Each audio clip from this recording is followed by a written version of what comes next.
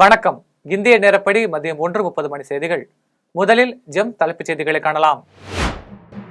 பாரிஸில் நடைபெற்ற AI உச்சி மாநாடு. பிரதமர் மோடியை சந்தித்து பேசினார் கூகுள் நிறுவன தலைமை செயல் அதிகாரி சுந்தர் பிச்சை. தமிழகம் முழுவதும் 1000 இடங்களில் முதல்வர் மருந்தகங்கள். பிப்ரவரி 24ஆம் தேதி திறந்து வைக்கிறார் முதலமைச்சர் மு.க. ஸ்டாலின்.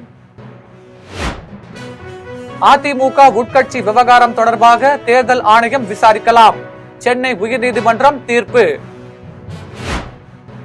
தாவேகாவுடன் கூட்டணி அமைப்போமா என்பதை விஜயிடம்தான் கேட்க வேண்டும். தேமுதிக பொதுச் செயலாளர் பிரேமலதா விஜயகாந்த் பேட்டி. ஆந்திராவில் பெண்களுக்கு ஒர்க் ஃப்ரம் ஹோம் திட்டம். முதலமைச்சர் சந்திரபாபு நாயுடு அறிவிப்பு. திருவண்ணாமலையில் கிரிவலம். ரயில்களில் பக்தர்கள் கூட்டம் அலைமோதல். அயோத்தி ராமர் கோவில் தலைமை அர்ச்சகர் ஆச்சாரியா சத்யேந்திரதாஸ் காலமானார். உத்தரப்பிரதேச முதலமைச்சர் யோகி ஆதித்யநாத் இரங்கல். லிபியா கடற்கரையில் படகு கவிழ்ந்து விபத்து. 16 பாகிஸ்தானியர்கள் உயிரிழப்பு.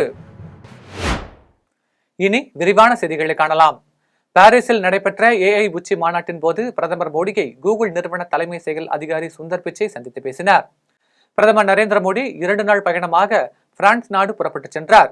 பிரான்சில் நடைபெற்ற செயற்கை நுண்ணறிவு உச்சி மாநாட்டில் கலந்து கொண்ட பிரதமர் மோடி பல்வேறு அரசியல் தலைவர்கள் மற்றும் தொழில்நுட்ப துறையை சேர்ந்தவர்களை சந்தித்து பேசினார். அந்த வகையில் பாரிஸில் நடைபெற்ற AI உச்சி மாநாட்டின் போது பிரதமர் நரேந்திர மோடியை கூகுள் நிறுவன தலைமை செயல் அதிகாரி சுந்தர் பிச்சை சந்தித்து பேசினார். அப்போது செயற்கை நுண்ணறிவு இந்தியாவிற்கு கொண்டு வரும் நம்ப முடியாத வாய்ப்புகளை எடுத்துரைத்தார். மேலும் நாட்டின் டிஜிட்டல் மாற்றத்தை முன்னேற்றுவதற்காக கூகுள் மற்றும் இந்தியா இடையே நெருக்கமான ஒத்துழைப்புக்கான சாத்தியக்கூறுகளையும் அவர் குறிப்பிட்டார். இது குறித்து பேசிய அவர் AI உச்சி மாநாட்டிற்காக பாரிஸில் இன்று பிரதமர் மோடியை சந்தித்ததில் மகிழ்ச்சி என்றும் AI இந்தியாவிற்கு கொண்டு வரும் நம்ப முடியாத வாய்ப்புகள் மற்றும் இந்தியாவின் டிஜிட்டல் மாற்றத்தில் நெருக்கமாக இணைந்து பணியாற்றக்கூடிய விதிகள் குறித்து விவாதித்ததாக அவர் கூறினார். தமிழ்நாடு முழுவதும் 1000 மருந்தகங்களை சென்னையில் வரும் 24ஆம் தேதி முதலமைச்சர் மு.க. ஸ்டாலின் தொடங்கி வைக்க உள்ளார். தமிழ்நாடு முழுவதும் வரும் 24ஆம் தேதியன்று 1000 முதல்வர் மருந்தகங்களை முதலமைச்சர் மு.க. ஸ்டாலின் திறந்து வைக்க உள்ளதாக அறிவிக்கப்பட்டுள்ளது. இதில் சென்னையில் மற்றும் கொளத்தூர், தீநகர், ஆழ்வார்பேட்டை உட்பட 33 இடங்களில் மருந்தகங்கள் திறக்கப்படுகிறது. மேலும் தமிழ்நாடு முழுவதும் பொதுமக்கள் பயன்பெறும் வகையில் முதல்வர் மருந்தகம் அமைக்க விருப்பமுள்ள B.Pharm, D.Pharm சான்று பெற்றவர்கள் அல்லது அவர்களின் ஒப்புதலுடன் மருந்தகம் அமைக்க விருப்பம் உள்ளவர்கள் கூட்டுறவுத்துறை மூலம் இணையத்தின் வாயிலாக விண்ணப்பிக்கலாம் என்று தமிழக அரசு தரப்பில் தெரிவிக்கப்பட்டுள்ளது. அதிமுக உட்கட்சி விவகாரம் தொடர்பாக தேர்தல் ஆணையம் விசாரிக்கலாம் என சென்னை உயர்நீதிமன்றம் தீர்ப்பு அளித்துள்ளது.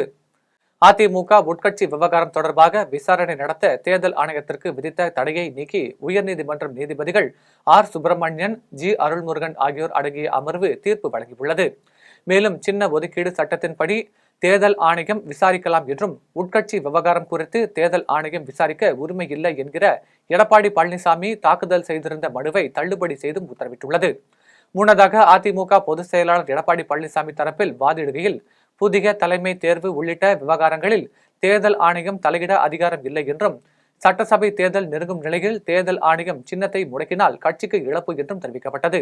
இதனைத் தொடர்ந்து ரவீந்திரநாத் தரப்பு வாதிடுகையில் தேர்தல் ஆணைய விசாரணைக்கு தடை விதிக்கக்கூடாது. தாங்கள் மனுக்கள் மீது தேர்தல் ஆணையம் முடிவு எடுக்கும் முன்னரே தேர்தல் ஆணைய விசாரணையை எதிர்த்து எடப்பாடி பழனிசாமி வழக்கு தாக்கல் செய்துள்ளார் என்று கூறப்பட்டது. இந்த நிலையில் ரவீந்திரநாத், புகழேந்தி, கே.சி. பழனிசாமி உள்ளிட்டோரின் கோரிக்கையை ஏற்று தேர்தல் ஆணையம் விசாரிக்கலாம் என்று உத்தரவை சென்னை உயர்நீதிமன்றம் பிறப்பித்துள்ளது. தாவேகாவுடன் கூட்டணி அமைப்போமா என்பதை விஜயிடம்தான் கேட்க வேண்டும் என்று தேமுதிக பொதுச் செயலாளர் பிரேமலதா விஜயகாந்த் தெரிவித்துள்ளார். தேமுதிகவின் கொடி அறிமுகப்படுத்தப்பட்டு 25ஆம் ஆண்டு வெள்ளி விழாவை ஒட்டி கோயம்பேடு தேமுதிக தலைமை அலுவலகத்தில் பிரேமலதா விஜயகாந்த் கொடியேற்றி வைத்தார். இதனைத் தொடர்ந்து கட்சி தொண்டர்கள் மற்றும் நிர்வாகிகளுக்கு நலத்திட்ட உதவிகளை வழங்கினார். பின்னர் செய்தியாளர்களை சந்தித்த அவர் தாவேகாவுடன் கூட்டணி அமைப்போமா என்பதை விஜயிடம்தான் கேட்க வேண்டும் என்றும் விஜயுடன் கூட்டணி குறித்து 20 வருடம் கட்சியாக உள்ள தேமுதிகவிடம் கேட்கக்கூடாது என்றும் கூறினார். தொடர்ந்து பேசிய அவர் அதிமுகவுடன் கூட்டணி அமைப்பதே தேமுதிகவுக்கு ராஜ்யசபா சீட் என கையெழுத்தானதாகவும் தேர்வு செய்யும் நாளில் தேமுதிக சார்பாக யார் ராஜ்யசபா செல்வார் என்பதை அதிகாரப்பூர்வமாக அறிவிப்பதாக கூறினார். மறைந்த பின்னணி பாடகர் SP பாலசுப்ரமணியம் அவருக்கு பெருமை சேர்க்கும் வகையில் நுங்கம்பாக்கம் காந்தா நகர் முதன்மை சாலைக்கு அவருடைய பெயர் சூட்டப்பட்டுள்ளது. தமிழ், தெலுங்கு, மலையாளம், ஹிந்தி போன்ற பல்வேறு மொழிகளில் 40,000க்கும் மேற்பட்ட பாடல்களை பாடிய பின்னணி பாடகர் SP பாலசுப்ரமணியன் அவருக்கு பெருமை சேர்க்கும் வகையில் அவர் வாழ்ந்த நுங்கம்பாக்கம் காந்தா நகர் முதன்மை சாலைக்கு அவருடைய பெயரை சூட்ட வேண்டும் என்று பொதுமக்கள், திரை உலகினரும் கோரிக்கை வைத்தனர். இதனைத் தொடர்ந்து தெருவிற்கு SP பாலசுப்ரமணியம் சாலை என அரசாணை வெளியிடப்பட்டு அதற்கான பெயர் பலகையை துணை முதலமைச்சர் உதயநிதி ஸ்டாலின் திறந்து வைத்தார். இந்த நிகழ்ச்சியில் அமைச்சர்கள் சேகர்பாபு, KN நேரு, மா சுப்பிரமணியன், மாநகராட்சி மேயர் பிரியா, மாநகராட்சி துணை ஆணையர் சிவகிருஷ்ணமூர்த்தி, செய்தி மக்கள் தொடர்புத்துறை இயக்குநர் வைத்தியநாதன், 1000 விளக்கு தொகுதி சட்டமன்ற உறுப்பினர் எழிலன் மற்றும் பொதுமக்கள் பங்கேற்றனர். இதனைத் தொடர்ந்து செய்தியாளர்களை சந்தித்த SP சரண் தெரிவிக்கையில், பெரிய ஒரு திருவிழாவா நடக்கும் அப்படின்னு நான் எதிர்பார்க்கல. இதுக்கு தமிழக அரசாங்கத்துக்கும் குறிப்பாக சீஃப் மினிஸ்டர் அவர்களுக்கும், டெப்யூட்டி சிஎம் இந்த ஸ்ட்ரீட்டை இனாகுரேட் பண்ண டெப்யூட்டி சிஎம் அவர்களுக்கும் எங்கள் குடும்பத்தின் சார்பாக, SPB ரசிகர்கள் சார்பாக and Kamdar Nagar house owners association அவர்களின் சார்பாக நன்றி தெரிவிக்க கடமைப்பட்டிருக்கேன். இப்போ அறிவிப்பு போன வருஷம் வந்திருந்தாங்க, துணை முதலமைச்சரை திறந்து வைப்பார், நீங்க எதிர்பார்த்தீங்களா? சத்தியமா நான் எதிர்பார்க்கல இந்த அளவுக்கு நடக்கும். அதான் சொன்னேன், இது ஒரு திருவிழா மாதிரி இருக்கு. ஒரு 5 நாளா இந்த ரோடை ரெடி பண்றது, லைட்டு போடுறது, இதெல்லாமே இந்த அளவுக்கு எதிர்பார்க்கல. Again very grateful to the government. சேலத்தில் அரசு பேருந்து 10 அடி பள்ளத்தில் கவிழ்ந்து விபத்துக்குள்ளான சம்பவம் பரபரப்பை ஏற்படுத்தியுள்ளது. சேலம் மாவட்டம் ஆத்தூர் பேருந்து நிலையத்தில் இருந்து தவளப்பட்டி மலைப்பகுதிக்கு அரசு பேருந்து ஒன்று சென்று கொண்டிருந்தது. அப்போது கல்லுக்கட்டு பகுதியில் சென்றபோது ஓட்டுநரின் கட்டுப்பாட்டை இழந்து 10 அடி பள்ளத்தில் பேருந்து கவிழ்ந்து விபத்துக்குள்ளானது. விபத்தில் பேருந்தில் பயணித்த பள்ளி குழந்தைகள் பிரியா, ராமேஸ்வரி உட்பட 7 பேர் படுகாயமடைந்தனர். இது குறித்து தகவலறிந்து வந்த போலீசார் காயமடைந்தவர்களை மீட்டு சிகிச்சைக்காக ஆத்தூர் அரசு மருத்துவமனைக்கு அனுப்பி வைத்து விசாரணை மேற்கொண்டு வருகின்றனர். புதுச்சேரி ஜிப்மர் மருத்துவக் கல்லூரி நிர்வாகத்திற்கு 2வது முறையாக மின்னஞ்சல் மூலம் வெடிகுண்டு மிரட்டல் வந்த சம்பவம் பரபரப்பை ஏற்படுத்தியுள்ளது. புதுச்சேரி மாநிலம் காரைக்கால் மாவட்டத்தில் உள்ள மத்திய அரசின் ஜிப்மர் மருத்துவக் கல்லூரி நிர்வாகத்திற்கு மின் அஞ்சல் மூலம் வெடிகுண்டு மிரட்டல் வந்தது. இதையடுத்து கல்லூரி நிர்வாகம் அளித்த தகவலின் பேரில் வருகை புரிந்த முதுநிலை காவல் கண்காணிப்பாளர் லட்சுமி சௌஜன்யா தலைமையிலான 50க்கும் மேற்பட்ட போலீசார் வெடிகுண்டு நிபுணர்கள் மற்றும் மோப்பனாய் உதவியுடன் 3 மணி நேரத்திற்கு மேலாக சோதனை மேற்கொண்டனர். இந்த நிலையில் மருத்துவக் கல்லூரிக்கு கடந்த 4 மாதத்திற்கு முன்பு இதேபோன்று மின்னஞ்சல் மூலம் வெடிகுண்டு மிரட்டல் வந்த நிலையில் மீண்டும் 2வது முறையாக வெடிகுண்டு மிரட்டல் வந்த சம்பவம் பரபரப்பை ஏற்படுத்தியுள்ளது. சென்னை பெருங்களத்தூர் வண்டலூர் ரயில்வே தண்டவாளத்தில் ஆண், பெண் உயிரிழந்து கிடந்த சம்பவம் குறித்து போலீசார் விசாரணை மேற்கொண்டு வருகின்றனர். சென்னை தாம்பரம் அடுத்த பெருங்களத்தூரில் இருந்து வண்டலூர் செல்லும் ரயில்வே தண்டவாளத்தில் ரயில் மோதி இளைஞர் ஒருவர், இளம்பெண் ஒருவர் உயிரிழந்திருப்பதாக தாம்பரம் ரயில்வே போலீசாருக்கு தகவல் கிடைத்தது. தகவலின் பேரில் சம்பவ இடத்திற்கு வந்த ரயில்வே போலீசார் இருவரின் உடலை கைப்பற்றி விசாரணை மேற்கொண்டனர்.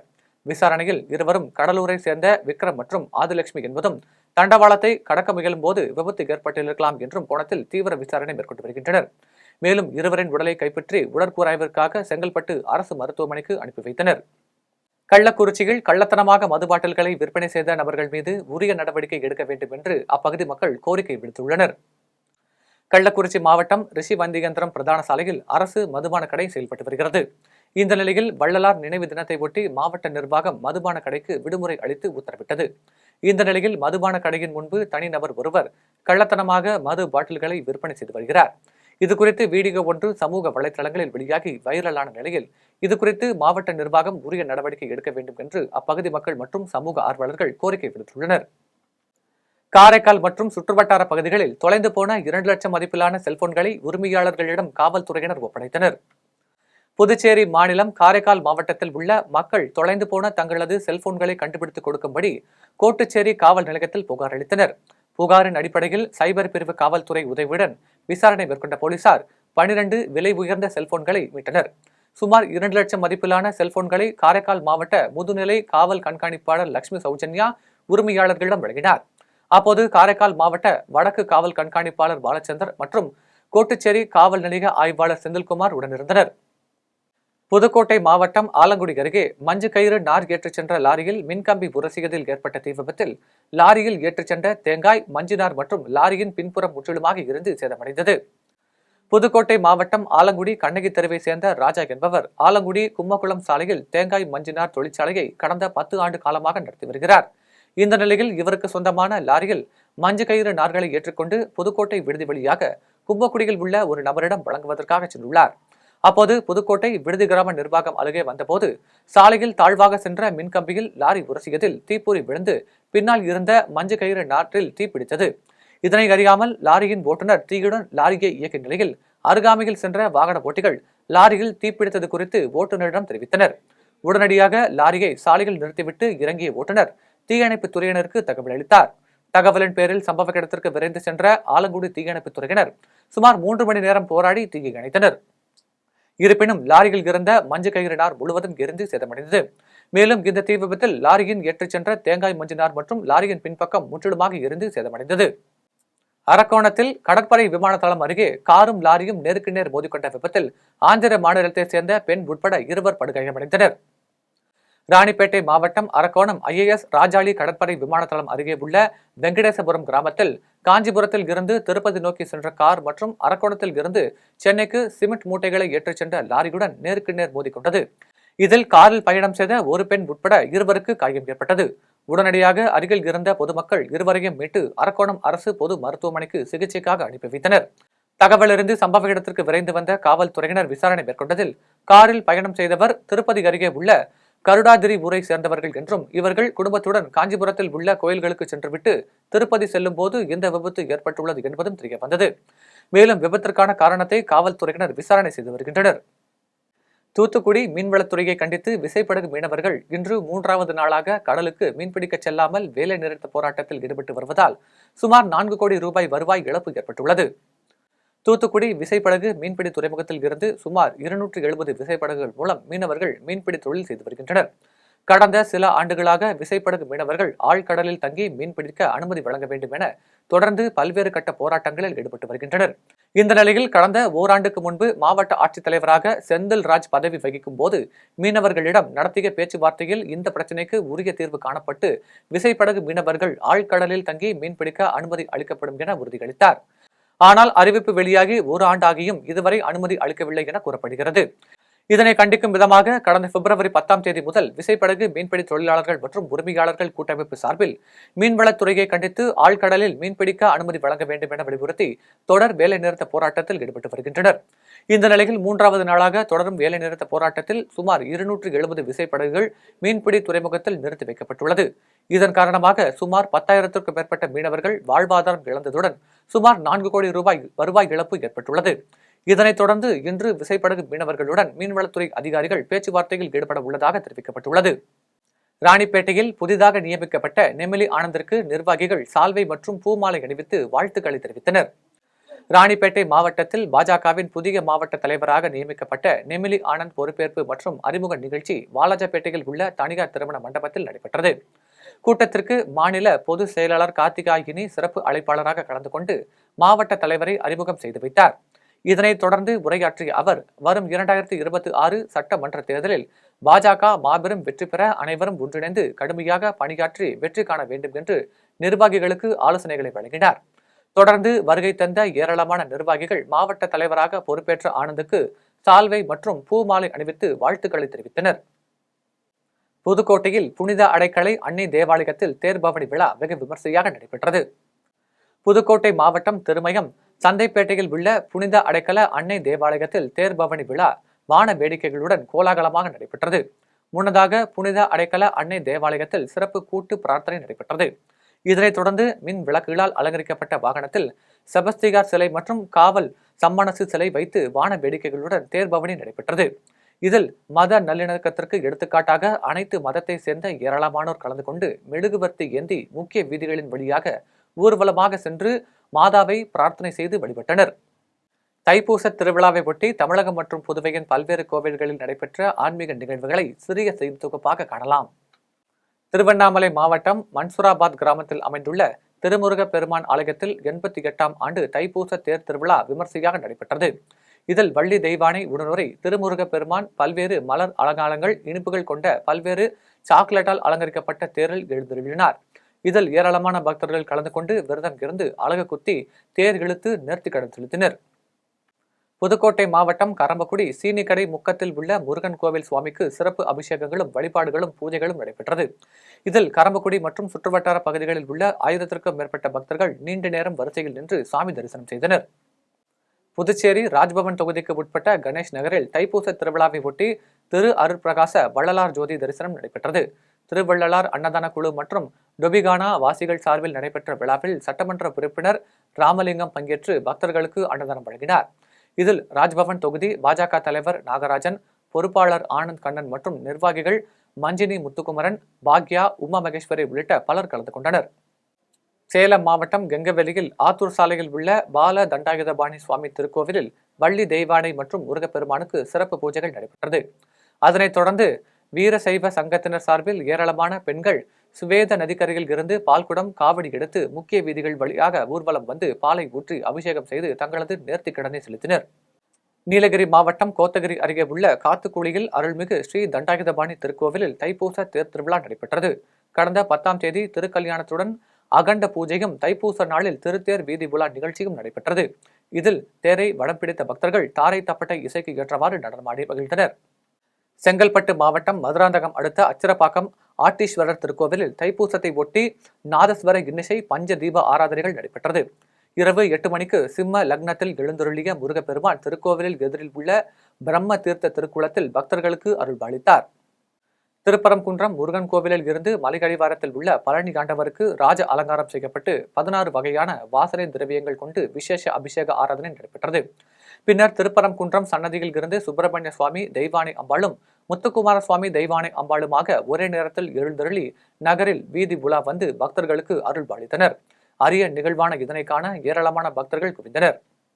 காஞ்சிபுரம் மாவட்டம் வாலாஜாபாத் சேர்க்காடு பகுதியில் அமைந்துள்ள செல்வ விநாயகர் ஆலயத்தில் ஸ்ரீவள்ளி தேவசேனா சமேத சுப்பிரமணிய சுவாமிக்கு ஊஞ்சல் உற்சவம் நடைபெற்றது. நிகழ்ச்சியை ஆலய நிர்வாக குழுவினர் பாலசுப்பிரமணியன், பரந்தாமன் உள்ளிட்டோர் ஏற்பாடு செய்திருந்தனர். அதன் பின்பு பொதுமக்களுக்கு பிரசாதம் பொருட்கள் வழங்கப்பட்டது. சேலம் மாவட்டம் தலைவாசல் அருகே வடக்குமரை பகுதியில் உள்ள வள்ளலார் சபையில் 7 திரை நீக்கி சுமார் 1 மணி நேரத்திற்கும் மேலாக சிறப்பு பூஜைகள் செய்து ஜோதி தரிசனம் காண்பிக்கப்பட்டது.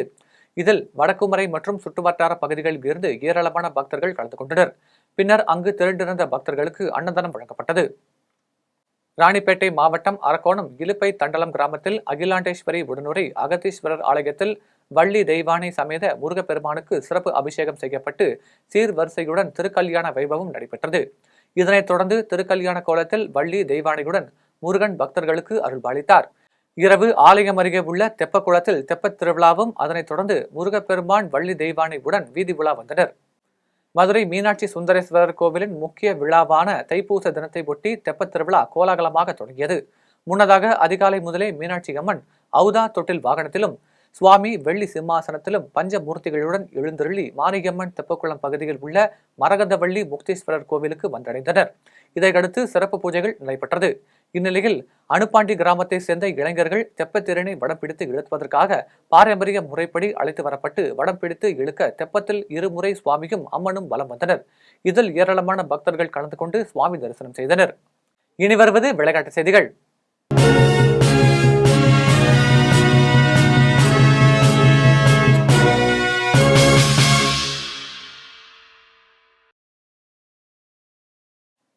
கராச்சியில் இன்று நடக்கும் கடைசி லீகில் பாகிஸ்தான், தென்னாப்பிரிக்கா அணிகள் மோதுகின்றன. நியூசிலாந்து, பாகிஸ்தான், தென்னாப்பிரிக்கா ஆகிய அணிகள் பங்கேற்றுள்ள ஒருநாள் கிரிக்கெட் தொடர் பாகிஸ்தானில் நடந்து வருகிறது. இதில் ஒவ்வொரு அணியும் மற்ற அணியுடன் தலா ஒரு முறை மோத வேண்டும். லீக் சுற்று முடிவில் முதல் 2 இடங்களை பிடிக்கும் அணிகள் இறுதிப் போட்டிக்கு தகுதி பெறும்.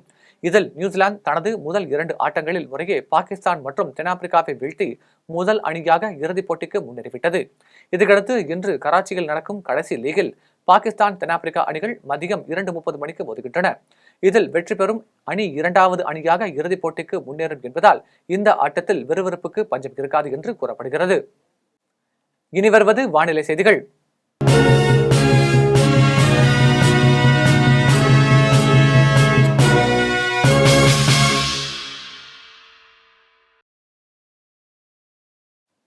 தமிழகத்தில் 17ஆம் தேதி வரை வறண்ட வானிலை நிலவக்கூடும் என்று சென்னை வானிலை ஆய்வு மையம் தெரிவித்துள்ளது.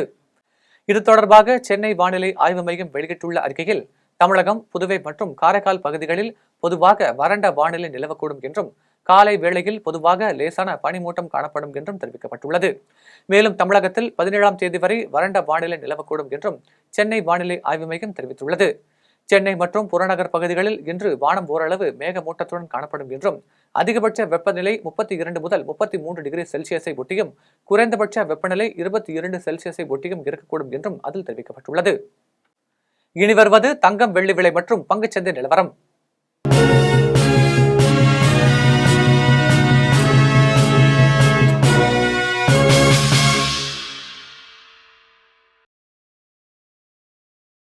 தங்கம் விலை தொடர்ந்து ஏறுமுகத்தில் இருந்து வந்த நிலையில் இன்று அதிரடியாக குறைந்துள்ளது. சென்னையில் இன்று ஆபரண தங்கத்தின் விலை கிராமுக்கு 70 ரூபாய் குறைந்து 7,940 ரூபாய்க்கு விற்பனை செய்யப்படுகிறது. மேலும் ஒரு சவரன் 960 ரூபாய் குறைந்து 63,520 ரூபாய்க்கு விற்பனை செய்யப்படுகிறது. 24 கேரட் தூய தங்கம் ஒரு சவரன் 69,336 ரூபாய்க்கு விற்பனை செய்யப்படுகிறது. மேலும் 1 கிராம் வெள்ளி 107 ரூபாய்க்கும் 1 கிலோ வெள்ளி 1,07,000 ரூபாய்க்கும் விற்பனை செய்யப்படுகிறது.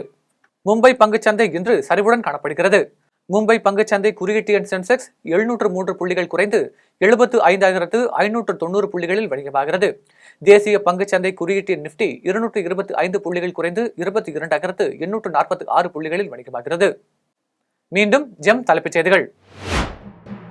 பாரிஸில் நடைபெற்ற AI உச்சி மாநாடு. பிரதமர் மோடியை சந்தித்து பேசினார் கூகுள் நிறுவன தலைமை செயல் அதிகாரி சுந்தர் பிச்சை. தமிழகம் முழுவதும் 1000 இடங்களில் முதல்வர் மருந்தகங்கள். பிப்ரவரி 24ஆம் தேதி திறந்து வைக்கிறார் முதலமைச்சர் மு.க. ஸ்டாலின். அதிமுக உட்கட்சி விவகாரம் தொடர்பாக தேர்தல் ஆணையம் விசாரிக்கலாம். சென்னை உயர்நீதிமன்றம் தீர்ப்பு. தாவேகாவுடன் கூட்டணி அமைப்போமா என்பதை விஜயிடம்தான் கேட்க வேண்டும். தேமுதிக பொதுச் செயலாளர் பிரேமலதா விஜயகாந்த் பேட்டி. ஆந்திராவில் பெண்களுக்கு ஒர்க் ஃப்ரம் ஹோம் திட்டம். முதலமைச்சர் சந்திரபாபு நாயுடு அறிவிப்பு. திருவண்ணாமலையில் கிரிவலம். ரயில்களில் பக்தர்கள் கூட்டம் அலைமோதல். அயோத்தி ராமர் கோவில் தலைமை அர்ச்சகர் ஆச்சாரியா சத்யேந்திரதாஸ் காலமானார். உத்தரப்பிரதேச முதலமைச்சர் யோகி ஆதித்யநாத் இரங்கல். லிபியா கடற்கரையில் படகு கவிழ்ந்து விபத்து. 16 பாகிஸ்தானியர்கள் உயிரிழப்பு. இத்துடன் ஜெம் செய்திகள் நிறைவடைகின்றன. மீண்டும் ஜெம் செய்திகள் மாலை 6 மணிக்கு. உடனுக்குடன் செய்திகளை காண ஜெம் live.tv என்ற இணையதளத்தில் இணைந்திருங்கள். நன்றி, வணக்கம்.